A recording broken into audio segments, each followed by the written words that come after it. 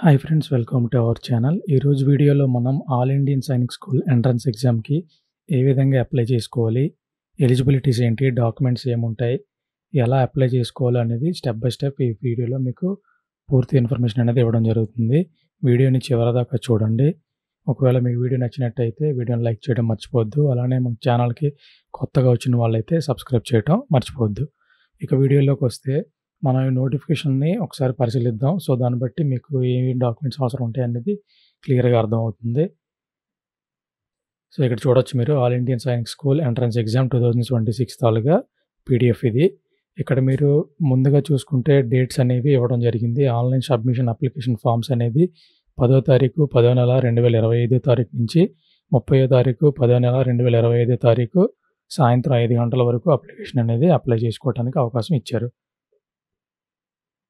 ఒకవేళ మీరు అప్లై చేసిన తర్వాత ఫీ పేమెంట్‌కి ఒకవేళ ఏమైనా మీకు డిలే అయినా లేకపోతే మధ్యలో ఏమైనా ఎర్రర్స్ వచ్చినా ఫీ పేమెంట్ చేసుకోవటానికి 31వ తారీఖు 10వ నెల 2025 11 గంటల 50 నిమిషాల రాత్రి వరకు మనకి టైం అనేది ఇవ్వడం జరిగింది. పేమెంట్ చేసుకోవడానికి మనకి UPI, credit card, debit card అలానే ఇంటర్నెట్ బ్యాంకింగ్ అనేది మనకి ప్రొవైడ్ చేశారు. ఫీ స్ట్రక్చర్ ఎలా ఉందో ఈ కిందన వచ్చిన దాంట్లో చూద్దాం. కేటగిరీ ఒకవేళ మీరు జనరల్ కానీ లేకపోతే డిఫెన్స్ పర్సనల్ తాలుగా పిల్లలు కానీ అయ్యుంటే, ఎక్స్ సర్వీస్‌మెన్ పిల్లలు కానీ అయ్యుంటే మీకు ఫీజు అనేది రూ. 850 అనేది ఉంటుంది. అలానే ఒకవేళ మీరు ఇంటర్నెట్ బ్యాంకింగ్ ఇలా కొన్ని ప్లాట్‌ఫామ్స్‌కి ఎక్స్ట్రాగా ₹5-6 అనేది ఎక్స్ట్రా ఛార్జ్ అనేది పడుతుందనమాట.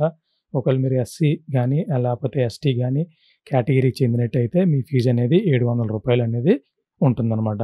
ఒకవేళ మీరు అప్లై చేసిన తర్వాత ఏమైనా తప్పులు పడుంటే అవి కరెక్షన్ చేసుకోవటానికి మనకి కరెక్షన్ అనేది ఒకరోజు మనకి టైం ఇస్తారనమాట. 2వ తారీఖు 11 నెల 2025 తారీఖు నుంచి 11 తారీఖు 11 నెల 2025 తారీఖు వరకు మనకు టైం ఇచ్చారంటే అక్టోబర్ 2 నుంచి 4 అక్టోబర్ వరకు మనకు టైం అనేది ఇవ్వడం జరిగింది. Download of admit cards from NTA website, national testing agency website నుంచి అడ్మిట్ కార్డ్స్ ఎప్పుడు అప్లై చేసుకోవచ్చు. Will be announced on the national testing agency website later. ఈ అప్లికేషన్స్ అన్నీ కూడా సబ్మిట్ అయిపోయాక, కరెక్షన్ విండో కూడా క్లోజ్ అయిపోయాక ఎంతమంది స్టూడెంట్స్ అనేది వచ్చారు, వాళ్ళకి ఎలా అలాట్ చేయాలి ఏంటి అనేది వాళ్ళు ఇంటర్నల్‌గా వెరిఫై చేసుకొని, స్క్రూటినీ చేసుకొని మనకి అడ్మిట్ కార్డ్స్ అనేది డౌన్లోడ్ చేసుకోవడానికి అవకాశం ఇస్తారనమాట. ఎగ్జామినేషన్స్ ఏ తారీఖుల్లో ఉంటాయి, ఏ నెలలో ఉంటాయని చాలామందికి డౌట్ ఉండొచ్చు. ఇక్కడ మనకి క్లియర్‌గా ఇవ్వడం జరిగింది. ఏమంటే జనవరి నెలలో ఎగ్జామ్స్ ఉంటాయి. సో మీకు ఎగ్జామ్స్ అనేది ఏ తారీఖు ఉంటాయి అనేది అడ్మిట్ కార్డ్ వచ్చినంత వరకు మనం చెప్పలేం. సో ప్రెజెంట్ ఇక్కడ ఇచ్చిన పీడిఎఫ్ ప్రకారం వీళ్ళ అఫీషియల్ నోటిఫికేషన్ ప్రకారం జనవరి మంత్ 2025 తారీఖున ఉంటాయి. ఎగ్జామ్ ఎంతసేపు ఉంటుంది, డ్యూరేషన్ ఆఫ్ ఎగ్జామినేషన్, క్లాస్ ఒకవేళ మీరు 6th క్లాస్‌కి అప్లై చేస్తున్నట్టుంటే 150 నిమిషాలు, 1 అవర్ ఆల్మోస్ట్ 150 మినిట్స్ అనేది మీకు ఎగ్జామ్ అనేది ఇస్తారనమాట. అంటే ఆల్మోస్ట్ 2.5 అవర్స్ మీకు ఎగ్జామ్ అనేది ఉంటుంది. ఒకవేళ మీరు 9th క్లాస్‌కి అప్లై చేస్తున్నట్టయితే 3 అవర్స్ 180 మినిట్స్ అనేది ఎగ్జామ్ ఉంటుందన్నమాట. ఎగ్జామినేషన్ టైమింగ్స్ ఎట్లా ఉంటాయి, ఒకవేళ మీరు 6th క్లాస్ అయ్యుంటే మధ్యాహ్నం 2 నుంచి 4:30 వరకు, అలానే 9th క్లాస్‌కి అప్లై చేసి ఉంటే మధ్యాహ్నం 2:30 నుంచి 2 గంటల నుంచి 5 గంటల వరకు ఉంటుందన్నమాట. ఎగ్జామ్ సెంటర్స్ ఎక్కడ ఉంటాయి, అడ్మిట్ కార్డ్‌లో మీకు ఆ వివరాలన్నీ వస్తాయన్నమాట. ఓఎంఆర్ షీట్ తాలుగా ఆన్సర్ షీట్స్ ఇవన్నీ కూడా ఎప్పుడు వస్తాయి, ఆన్సర్ కీస్, క్వెషన్ పేపర్స్ అన్నీ అట్లా ఎప్పుడు వస్తాయంటే అది నేషనల్ టెస్టింగ్ వెబ్సైట్ ఉంది కదా, ఆ వెబ్సైట్‌లో అనేది వాళ్ళు ప్రొవైడ్ చేస్తాం తర్వాత అని చెప్తున్నారు. అఫీషియల్ వెబ్సైట్స్ ఈ 2 మాత్రమే అనమాట అప్లై చేసుకోవటానికి.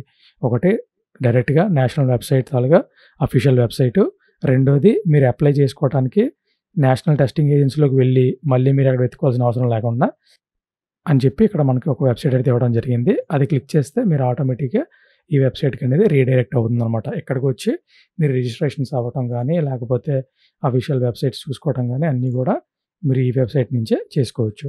సో మీకు ఇప్పుడు ఈ డాక్యుమెంట్స్ అన్నిటిని ఏ సైజెస్‌లో ఉండాలో అనేది మీకు డిస్క్రిప్షన్‌లో ప్రొవైడ్ చేస్తాను. అలానే స్క్రీన్ మీద కూడా చూపిస్తాను. ఆ విధంగా మీరు ముందుగా రెడీ చేసి పెట్టుకోండి ప్రతిదీ కూడా. సో నెక్స్ట్ ఇప్పుడు మన అఫీషియల్ వెబ్సైట్‌కి వెళ్ళి ఏ విధంగా అప్లై చేయాలో స్టెప్ బై స్టెప్ తెలుసుకుందాం. All Indian Sainik school society link పైన క్లిక్ చేయాలి. ఇక్కడ మీరు చూసినట్టయితే ఇన్వైటింగ్ ఆన్లైన్ అప్లికేషన్స్ అని చెప్పి ఒక పబ్లిక్ నోటీస్ అయితే వచ్చడం జరిగింది. మనం ఇప్పుడు రిజిస్ట్రేషన్ చేసుకోవడానికి కొద్దిగా కిందకు వచ్చినట్టయితే క్యాండిడేట్ యాక్టివిటీ అని ఉంది కదా, ఆ రిజిస్ట్రేషన్ పైన క్లిక్ చేయాలి.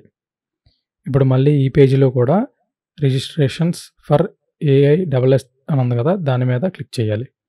ఇప్పుడిక్కడ మీకు 3 రకాల ఆప్షన్స్ అనేవి ఉంటాయన్నమాట. ఒకటి డౌన్‌లోడ్ ఇన్ఫర్మేషన్ బుల్లెట్, ఇంకోటి న్యూ రిజిస్ట్రేషను. ఒకవేళ మీరు ఆల్రెడీ రిజిస్ట్రేషన్ అయినట్టయితే లాగిన్ పైన క్లిక్ చేయాలి. ఇప్పుడు మనం న్యూ రిజిస్ట్రేషన్ పైన క్లిక్ చేసుకున్నాం. ఈ పేజ్‌లో మీరు వివరాలన్నీ చెక్ చేసుకున్నాక కిందకొస్తే టిక్ మార్క్ క్లిక్ చేసి click here to proceed click చేయాలి. ఇప్పుడిక్కడ మీరు క్యాండిడేట్ యొక్క పేరు, father name, mother name, date of birth ఇవన్నీ కూడా ఫిల్ చేయాల్సి ఉంటుంది. స్టెప్ బై స్టెప్ నేను ఫిల్ చేసి ఎలా ఫిల్ చేయాలో మీకు చెప్తాను. చూసి తెలుసుకోండి. ముందుగా మీరు క్యాండిడేట్ యొక్క నేమ్ అనేది ఆధార్ కార్డ్‌లో ఉన్న ప్రాపర్ నేమ్ అనేది ఎంటర్ చేయాల్సి ఉంటుంది. ఆ తర్వాత ఫాదర్ నేమ్ అనేది ఎంటర్ చేయాల్సి ఉంటుంది. తర్వాత మదర్ నేము, అలానే డేట్ ఆఫ్ బర్త్, జెండర్ ఏంటి మెయిలా, ఫీమేలా సెలెక్ట్ చేసుకోవాల్సి ఉంటుంది. ఇవన్నీ సెలెక్ట్ చేసిన తర్వాత కన్ఫర్మ్ పర్సనల్ డీటెయిల్స్ అని ఉంది కదా! ఈ పేజ్‌లో పైన ఏదైతే మీరు క్యాండిడేట్ తాలూకా పేరు, father name, mother name enter చేశారో సేమ్ స్పెల్లింగ్‌తో మళ్ళీ ఎంటర్ చేయాల్సి ఉంటుందన్నమాట. సో, మనం ఒకవేళ పైన స్పెల్లింగ్ మిస్టేక్ కొట్టినా కింద చూసి ఆ స్పెల్లింగ్ మిస్టేక్స్‌ని కరెక్ట్ చేసుకోవడానికి మనకి ఆప్షన్ అనేది ఇవ్వటం జరిగింది. అలానే మీరు candidate name, father name, mother name, date of birth, gender confirm చేశాక కిందకొస్తే అడ్రస్ అనేది ఉంటుంది. ఆ అడ్రస్ అనేది మనం ఇప్పుడు ఫిల్ చేయాల్సి ఉంటుందన్నమాట.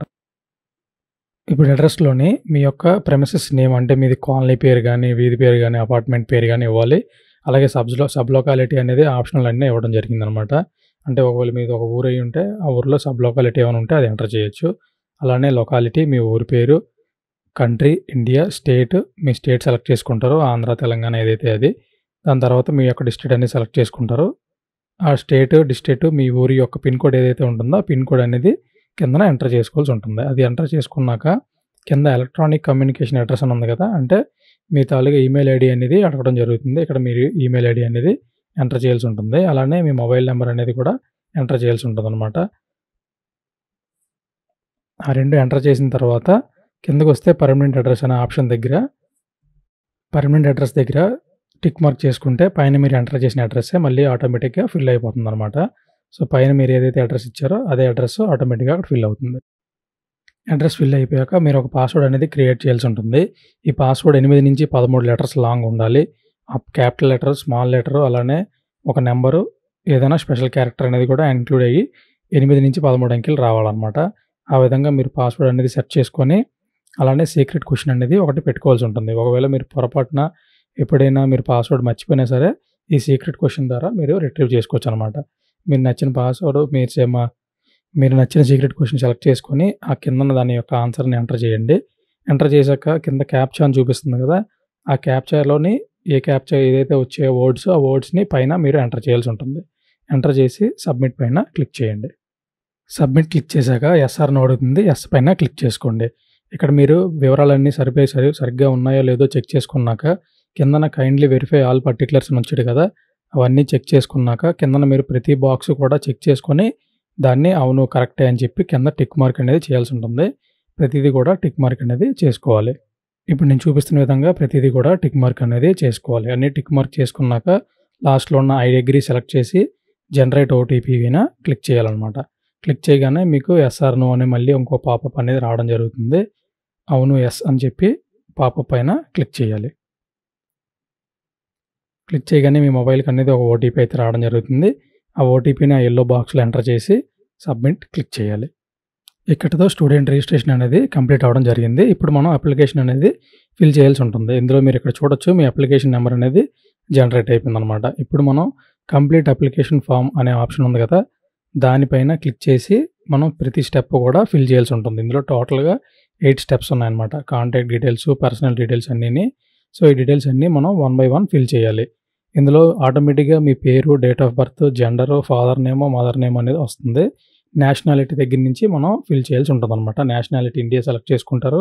స్టేట్ ఆఫ్ డొమిసైల్ అంటే మీ నేటివ్ స్టేట్ ఏదైతే ఆ స్టేట్ సెలెక్ట్ చేసుకుంటారు. మీ కేటగిరీ అనేది సెలెక్ట్ చేసుకుంటారనమాట. ఒకవేళ మీరు ఎస్సీ, ఎస్టీ అయితే ఎస్సీ, ఎస్టీ అని లేకపోతే ఓబీసీ ఉంటే ఓబీసీ అని లేదా ఎక్స్ సర్వీస్ మెన్ తాలూకు గాని లేదా ప్రెజెంట్ సర్వింగ్ చేస్తున్న ఇండియన్ నేవీ, ఆర్మీ, ఎయిర్ ఫోర్స్‌కి సంబంధించిన పిల్లలు అయ్యుంటే ఆ ఆప్షన్ సెలెక్ట్ చేసుకుంటారు. తర్వాత కన్ఫర్మ్ కేటగిరీలో కూడా సేమ్ ఆప్షన్ సెలెక్ట్ చేసుకోవాలన్నమాట.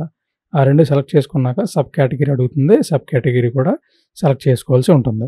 ఇవన్నీ సెలెక్ట్ చేసుకున్నాక కిందన యాన్యువల్ ఇన్‌కమ్‌లోని ఫ్యామిలీ యొక్క సంవత్సర ఆదాయం ఎంత అనేది మీకు ఇన్‌కమ్ సర్టిఫికేట్‌లో ఎంతైతే అమౌంట్ ఉందో దానికి తగినట్టు మీరు ఆప్షన్ అనేది సెలెక్ట్ చేసుకోవాల్సి ఉంటుంది. అలానే కిందన is your parent serving in coast guard Assam rifles అని అడుగుతుంది. అస్సాం రైఫిల్స్‌లో కోస్ట్ గార్డ్‌లో మీ పేరెంట్స్ పనిచేస్తున్నారని అడుగుతుంది. ఒకవేళ ఇది మీరు దాని ప్రకారం మీరు ఇన్ఫర్మేషన్ చూసుకొని సెలెక్ట్ చేసుకోండి. యెస్ అయితే యెస్, నో అయితే నో. ఈ వివరాలు సెలెక్ట్ చేసుకున్నాక కిందన క్యాప్చా ఎంటర్ చేసి సబ్మిట్ చేయాలి. యెస్ అని నొక్కుతారు.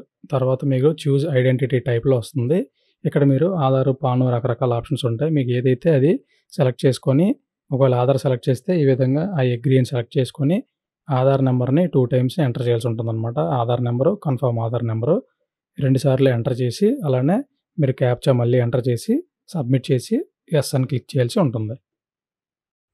సబ్మిట్ చేసిన తర్వాత next exam and centre details అడుగుతుంది. ఇక్కడ మీరు ఏ క్లాస్‌కి అప్లై చేస్తున్నారో ఆ క్లాస్ అనేది సెలెక్ట్ చేసుకోవాలి. 6 అయితే 6థ్, 9థ్ అయితే 9థ్ సెలెక్ట్ చేసుకుంటారు. Are you currently studying in Sainik school, మీరు సైనిక్ స్కూల్‌లో చదువుతున్నారా అని అడుగుతుంది. అవునైతే అవును, లేదంటే లేదు సెలెక్ట్ చేసుకుంటారు. అలానే ప్రతి ఆప్షన్ కూడా మీకు ఏదైతే వర్తిస్తదో ఆ ఆప్షన్ అనేది సెలెక్ట్ చేసుకోవాల్సి ఉంటుందన్నమాట.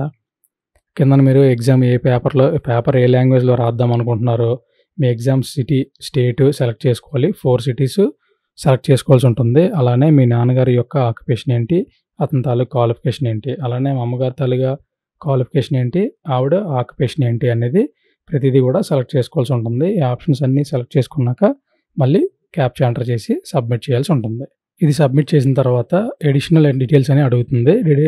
అడిషనల్ డీటెయిల్స్‌లో మీరు కానీ ఇంతకుముందు ఎప్పుడైనా అప్లై చేశారా ఇంతకుముందు సైనిక్ స్కూల్ అని అడుగుతుంది. యెస్ అయితే యెస్, నో అయితే నో సెలెక్ట్ చేసుకుంటారు. సైనిక్ స్కూల్ మెంబర్ స్టాఫ్ ఎవరైనా మీ అమ్మగారు గాని, నాన్నగారు గాని పనిచేస్తున్నారా అని అడుగుతున్నారు.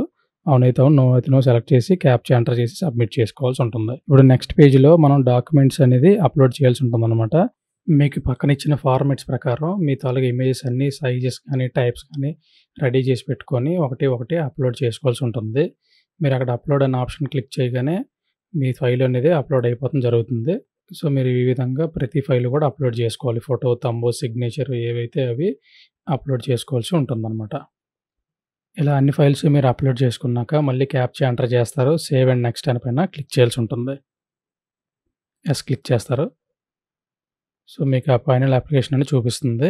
ఇందులో మీ వివరాలన్నీ ఒకసారి మళ్ళీ సరిగ్గా సరిచూసుకొని ఏమైనా మిస్టేక్స్ ఉంటే కరెక్షన్స్ అనేది ఇప్పుడే చేసుకోండి. సో, మీకు తర్వాత మీకు ఇబ్బంది లేకుండా ఉంటుందన్నమాట.